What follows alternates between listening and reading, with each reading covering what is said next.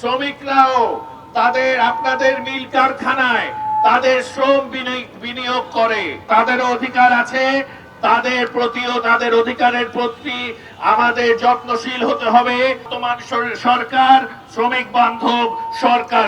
আমরা বিশ্বাস করি জনগণই সকল ক্ষমতার উৎস এবং এদেশের সম্পদের মালিকও এদেশের জনগণ।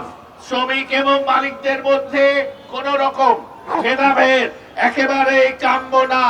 তারা কাঁধে কাঁধ মিলিয়ে কাজ করবে, এটাই আমাদের প্রত্যাশা। মালিকদের বোঝা উচিত আপনারা যেমন মুনাফা বিনিয়োগ করেন, আপনারা যেমন অর্থ বিনিয়োগ করেন এবং তার মাধ্যমে আপনারা মুনাফা উপভোগ করেন এবং এই মুনাফার উপর আপনাদের ন্যায্য অধিকার, ঠিক একইভাবে শ্রমিকরাও তাদের আপনাদের মিল কারখানায় তাদের শ্রম বিনিয়োগ করে। আপনাদের সেই মুনাফার উপর তাদেরও অধিকার আছে, সেই অধিকার ভুলে গেলে চলবে না। অনেক সময় মুনাফালোভী মালিকদের নিষ্ঠুর শোষণ মুখ বুজে সহ্য করতে হয় আমাদের শ্রমিক ভাইদের।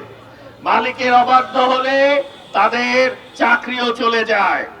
এই পরিস্থিতির উন্নতি হওয়া দরকার। মালিকদের উদ্দেশ্যে বলতে চাই, আপনাদের নিশ্চিত করতে হবে আমাদের শ্রমজীবী ভাইরা, শ্রমিকরা যেন অন্যায় এবং অবিচারের শিকার না হয়। ঢালাইয়ে দৃঢ়তা, নির্মাণে নিশ্চয়তা। প্রিমিয়ার সিমেন্ট, ঢালাইয়ের রাজা। প্রান্তিক জনগোষ্ঠীর কণ্ঠ হয়তোবা আমরা শুনতে না পারি, কারণ তাদের কণ্ঠস্বর হয়তোবা উচ্চকিত নয়, হয়তোবা তারা সংগঠিত নন, তাই বলে তাদের যে কোনো অধিকার নাই সেটা কিন্তু বাস্তব না। তাদেরও অধিকার আছে, তাদের প্রতিও তাদের অধিকারের প্রতি আমাদের যত্নশীল হতে হবে। তাদের অধিকার আদায়ের ক্ষেত্র এবং সুযোগ করে দিতে হবে। শ্রমিকদের অধিকার আদায়ের জন্য যুগান্তকারী কাজ করে চলেছে বর্তমান সরকার। আরো যে কাজ আছে সেটা কেউ অস্বীকার করে না।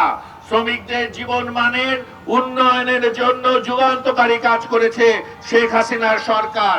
তার একটা সামান্য উদাহরণ, জলজ্যান্ত উদাহরণ পরিচ্ছন্ন কর্মীদের জন্য এই মিরপুরে একাধিক ফ্ল্যাট অ্যাপার্টমেন্ট নির্মাণ করে দিয়েছে বর্তমান সরকার। এখন শ্রমিকদের কাজের জন্য ভালো সুষ্ঠু পরিবেশ আমাদের একান্ত দরকার। শ্রমিকদের কাজের পরিবেশ এখন একটা বিরাট ব্যাপার। বর্তমান সরকার শ্রমিক বান্ধব সরকার। শ্রমিকদের জন্য যা করেছে এই সরকার সেটা এর আগে কোন সরকার করতে পারে নাই। শেখ হাসিনা বিশ্বাস করেন এদেশের খেটে খাওয়া কর্মজীবী মানুষরাই আমাদের শক্তির উৎস। আজ 17 কোটি মানুষের খাদ্যের যোগান যারা দিচ্ছে, তাদের অধিকার যেন এই বঙ্গবন্ধুর বাংলাদেশে ক্ষুণ্ণ না হয়, সেদিকে সবাইরই নজর রাখা দরকার।